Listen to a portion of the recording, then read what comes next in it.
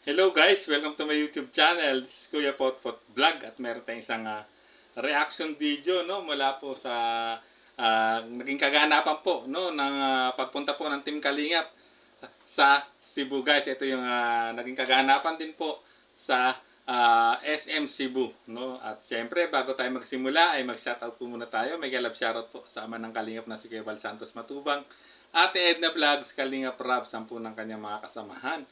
At syempre, mega love shoutout din po sa lahat po ng sumusuporta sa buong Team Kalingap. Isang mapagpalang umaga po, tanghali o gabi mga Kalingap, saan man kayong sulok na mundo naroon, naway lagi po kayong gabayan ng ating poong may kapal.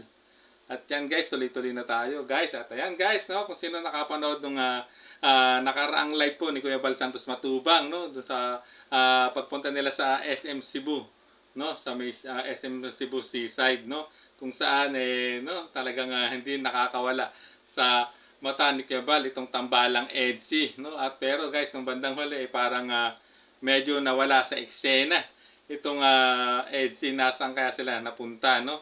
Habang nagda-live nun si Kuya Val Santos Matubang, na alam kong maraming nag-aabang, ang daming kinikilig, no, sa tambalang EDSI nung nag-live si Kuya Val. At nakita niyo naman na marami talagang nakakilala sa buong Team Kalingap, no?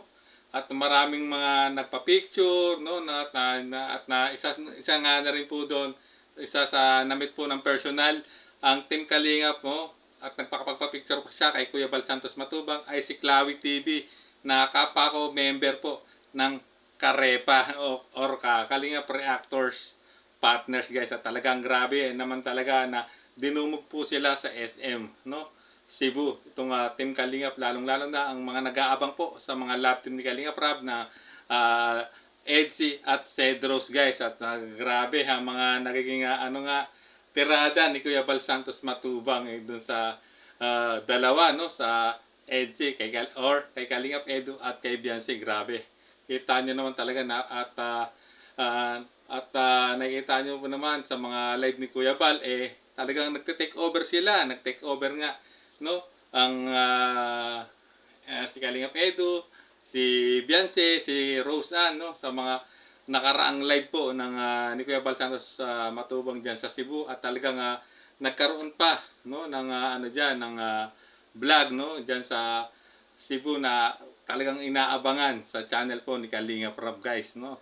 At alam naman talagang nag-enjoy ang buong Team Kalingap sa kanilang pagpunta sa Cebu. At talagang grabe, at meron pang may bodyguard pa sila, no, na courtesy ng sponsor ng EDSI na si Sir Leo D guys. At ayan guys, meron akong ipapakita video sa naging kaganapan po ng pagpunta po ng Team Kalingap sa SM Cebu no, seaside, no, kung saan talagang kaya pala nasabing parang nawala or nawawala ang EDSI to sa loob ng SM. Ito pala, no, talagang sila dinubog ng mga supporters guys. So panoorin po natin itong maikling video guys.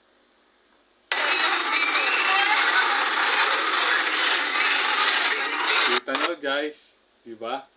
Ayan, no, talagang maraming supporters na mga taga Cebu ang tambalang EDSI, no, talagang grabe.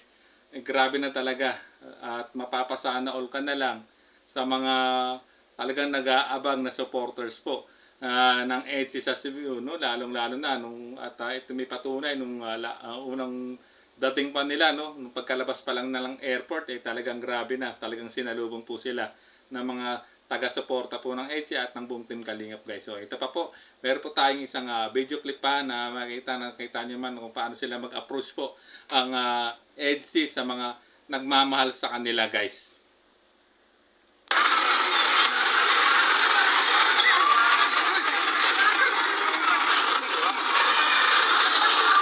Tingnan nyo guys, isang fans na, avid fans ng EDSI, no, na nagpa-picture at nagpaano pa, mukhang may pinapakita rito na panigurado na talagang siguro patunay ito na talagang nakasubaybay itong isang avid fan na lalaki, no, ng tambalang EDSI, no, dito sa Cebu guys. Na talaga namang grabe na po talaga ang pagpapakilig din po ng tambalang EDSI, no, dito sa Cebu. At marami pa nga tayong aabangan na sa channel, no, ni Kalinga Prab na i-upload na sa mga naging activities po ng Team Kalingap, no, ng dalawang love team na kasama sa Cebu, ang Cedros at EDSI guys. At nakita nyo naman dyan sa maikling video clip, talagang kita nyo naman napaka very approachable nila na sa mga tagahanga po nila guys. So talagang yan, at may masasabi natin talagang natin napaka